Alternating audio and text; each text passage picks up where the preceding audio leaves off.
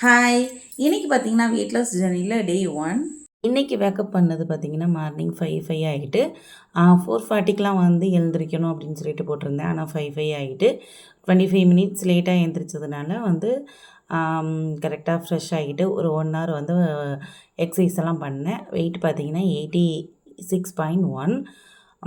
அப்புறம் பார்த்திங்கன்னா ஒரு கிளாஸ் ஜீரக தண்ணி வந்து நல்லா வெதுன்னு குடிச்சிட்டு எக்ஸசைஸ் வந்து 1 மணி நேரம் வந்து பண்ண ஸ்டார்ட் பண்ணிட்டேன்.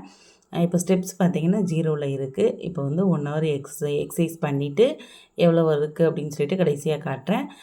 நான் வந்து எக்ஸசைஸ் பண்ணும்போது ஜும்மா டான்ஸ் தான் போட்டு பண்ணுவேன். ஏன்னா எனக்கு அது கொஞ்சம் ஈஸியாக இருக்கும், நல்லா டான்ஸ் ஆடுற மாதிரியே இருக்கும், நம்ம ரொம்ப ஹார்ட் ஒர்க் போட தேவையில்லை.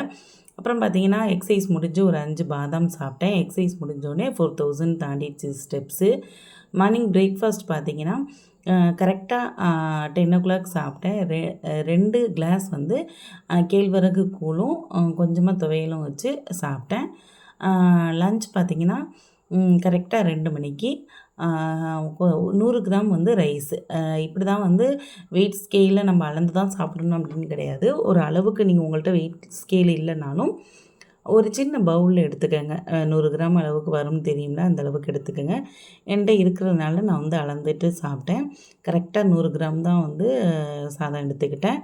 கொஞ்சமாக நெல்லிக்கடலை அதை வந்து அவிச்சிட்டு எடுத்துக்கிட்டேன். காஞ்ச கடலை தான், அதை வந்து அவிச்சிட்டு சாப்பிடும்போது நல்லா இருந்துச்சு.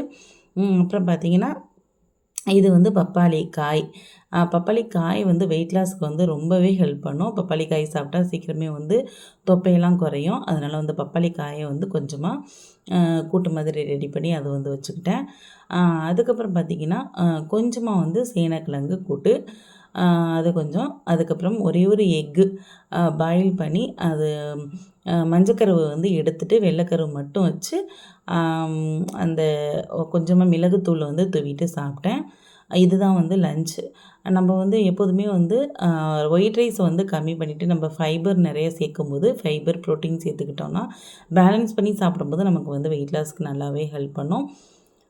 டின்னர் பார்த்திங்கன்னா 2 கமலா ஆரஞ்சு, கொடை ஆரஞ்சுன்னு சொல்லுவாங்கள்ல, சின்னதாக இருக்கும்ல, அந்த ஆரஞ்சு 2 சாப்பிட்டேன். இது கரெக்டாக 6 o'clock சாப்பிட்டேன். அவ்வளோதான். இன்றைக்கி வந்து டயட் இப்படி தான் போணுச்சு. நைட்டு வந்து கரெக்டாக ஒரு 9:30 போல் 11,325 வந்து ஸ்டெப்ஸ் கம்ப்ளீட் பண்ணியாச்சு. பரவாயில்ல, 10,000 தாண்டிட்டு எனக்கே ஆச்சரியமாக இருந்துச்சு. 10,000 கம்ப்ளீட் பண்ணியிருக்குன்னு நினச்சேன். 11,000 கிட்டே வந்துருச்சு. கடைசியாக நான் வந்து எல்லாத்தையும் நோட் பண்ணிக்கிட்டேன். எக்ஸசைஸ் மார்னிங் 1 hour, ஈவினிங் ஒரு மணி நேரம் பண்ணுது. அப்புறம் வாட்டர் 15 கிளாஸ் கரெக்டாக வந்து கம்ப்ளீட் பண்ணிட்டேன். ஸ்டெப்ஸுமே வந்து 11,000க்கு மேலே கம்ப்ளீட் பண்ணியாச்சு. டே 1 இப்படி தான் போச்சு.